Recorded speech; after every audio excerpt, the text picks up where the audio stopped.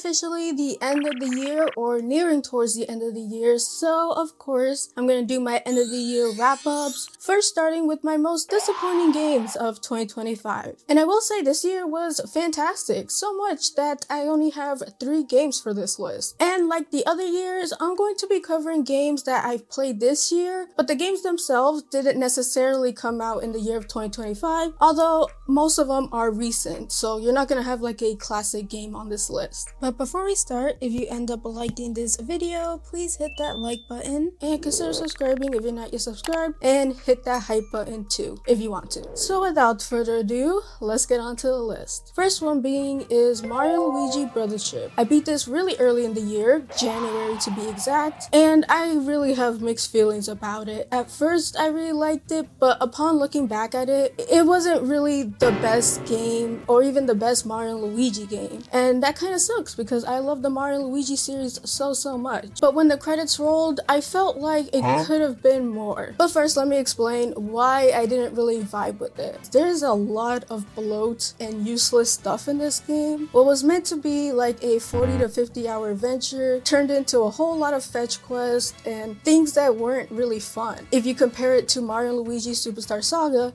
that game had you going from place to place to place. It didn't really have you going back unless you wanted to find all the secret items. In Brothership, they had you going back so many times, and I don't get why. There was a lot of potential with all these different islands and biomes that they could have explored, but instead they had you go back to previous islands for story reasons, which was a big reason why I didn't enjoy the middle of the game. The pacing of this game was horrendous. For example, the puzzles were easy, yes, but they were also tedious. And then there's the slow movement speed and the repetitive fetch quests rather than meaningful story content. Although the ending was pretty good. I wish most of the game was like the ending, but most people won't even get there. And they really didn't utilize the characters all too well. We had our little sidekick, which was honestly fine, but they also had Peach, Toads, and a bunch of different Mario characters that they didn't really utilize. And not only the Mario characters, but also the new characters. They were pretty bland. I did love how everybody was a form of electricity thing, like an outlet or different plugs on your computer, like the HDMI port. That was pretty cute. I just wish they did more with it. And I honestly feel like it would have been a better game if it was a 20-hour condensed experience. We've seen a lot of shorter RPGs come out recently, and some people like it, they just have to do it better. It's not all about padding anymore, it's about telling an interesting story, which I feel Brothership lacked. And another problem I had was the performance of this game, especially when it comes to the loading screens. Those are horrendously long.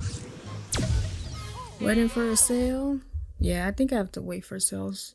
There's way too many games out there. And it's weird because some of the games I don't even play right away. I think to myself, did I have to buy this game right now? FOMO for you. Finally, we reached the island. I would like to add that the design of this game is beautiful. I love the art style. It perfectly captures the Mario & Luigi's essence and the very springy, lifelike animations. It's a beautiful game if you could get past the frame rate. Now, do I regret buying it? Not really, because I love the series and I didn't really know how bad it was, and I did defend it at the beginning. But now looking back, it is to me a very mid game, borderlining bad, and it takes the series a few steps back. Alrighty, now on to the next game, a game that some of you might not really know. I did do it before you buy for it, but to say I was disappointed is an understatement. I was angry at this game. It could have been so much more, and this is for the 100-line Last Defense Academy. So if you guys don't know about this game, it's essentially a visual novel slash tactical RPG where you have a whole bunch of different endings. There's actually 100 different endings, hence the name. But that's where the problem lies. But I'll get to that in a sec. This game was developed by the Dream Team, that is the people from AI The Somnium Files and Danganronpa, and I'm a fan of both, so I was really looking forward to this game. I feel like I expected too much from this game, and that might be why I was left a little disappointed, but most of it came down to the game. Now, the whole selling point of this game is the 100 different endings. I personally don't like non-canon endings to stuff, so when I found out the game has has 100 different endings, I figured some of them might be just joke endings, although the director did say there is no true canon ending. So I feel like the 100 different endings did play a role with the structure of the game and how weird the structure was. It really screamed quantity over quality, and I feel like these endings really dictated the story, and the main story didn't have room to grow, and that took away the potential of the story. And a lot of the routes ended really abruptly because, you know, we need to get that ending quota. I don't know why they fixated on 100 different endings. That seems like a very chaotic way to write a story because you have to take into account the different endings and what the characters know and what they don't know. That's just a lot. And I felt like they used most of their brain power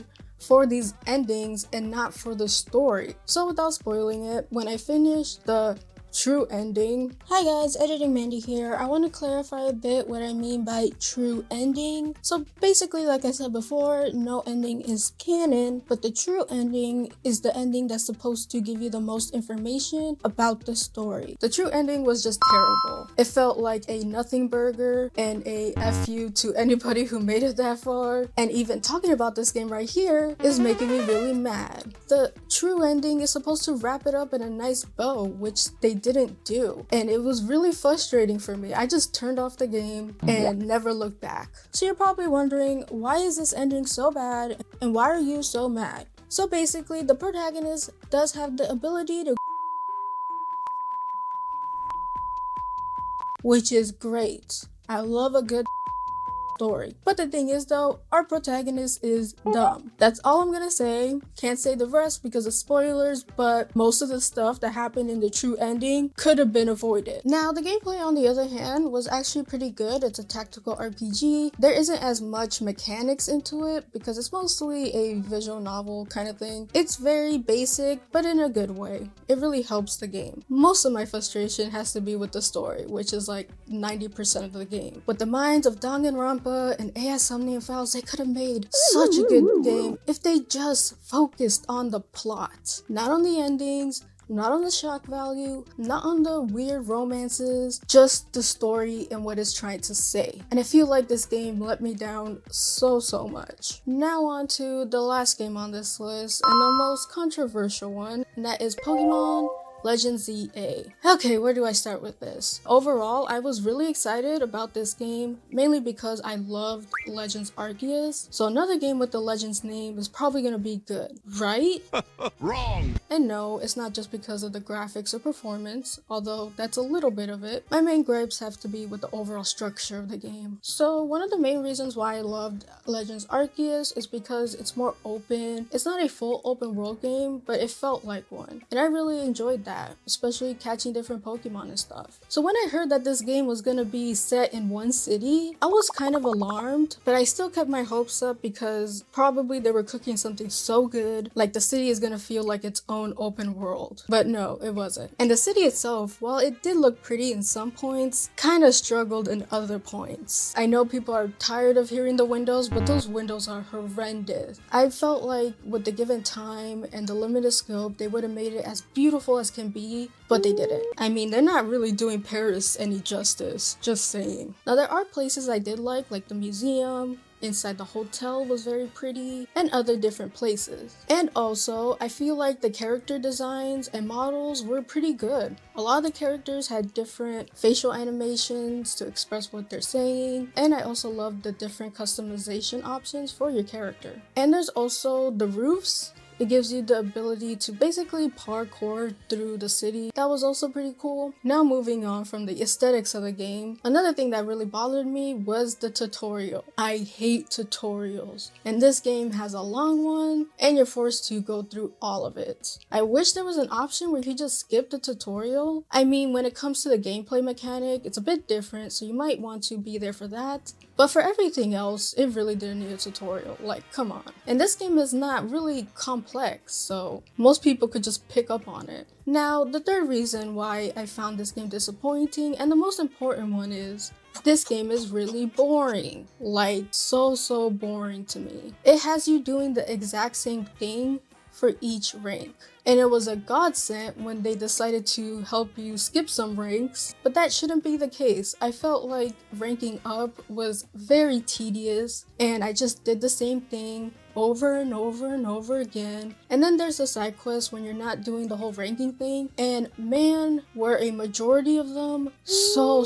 boring. The side quest mainly falls into 4 places: the unique ones, the battle ones, the ones where you show a person a Pokemon, or fetch quest. There's a little bit more variety, but that's basically it. I was just like, when is this over? Now I will say that the mega battles were pretty cool. I actually liked them. For me, I went to really excited in the beginning, and I was actually having fun. And then in the middle, my mind was turned off. I was just very bored. And then the ending was actually pretty good. So all the stuff in the middle was bad. And even the act of catching Pokemon wasn't exciting for me. My team of Pokemon were basically the ones that I caught in the beginning. I had no desire to go to these wild zones and get bodied by an alpha to catch a Pokemon. Speaking of that, the wild zones should have been more diverse. There's a lot of them that are just in the green grass environment, and I felt like there could have been more. But to end this whole Pokemon part, I did love the Mega Evolutions. They were really cool, especially the new ones. They look awesome. Mega Starmie will live rent-free in my nightmares. So all in all, the way they handled the megas were great. I'm personally not gonna get the DLC number 1 because the game was so boring. I didn't even do the post-game stuff. I just rolled credits, took out the game, and never had the urge to pick it up. And one last thing, while I did love the gameplay and how they changed it up, I didn't really like it in action. So gameplay wise, not my favorite, but it was refreshing to play. Overall, it's not a bad Pokemon game, it just wasn't for me. So that is the end of the video. I hope you guys enjoyed. Please tell me what games you found disappointed in the comments down below. I would love to hear it. Hit that like button if you liked the video, and consider subscribing if you're not yet subscribed. You can follow me in my socials in the description down below. I hope you guys have a beautiful rest of the day, and as always, play a good game. Peace.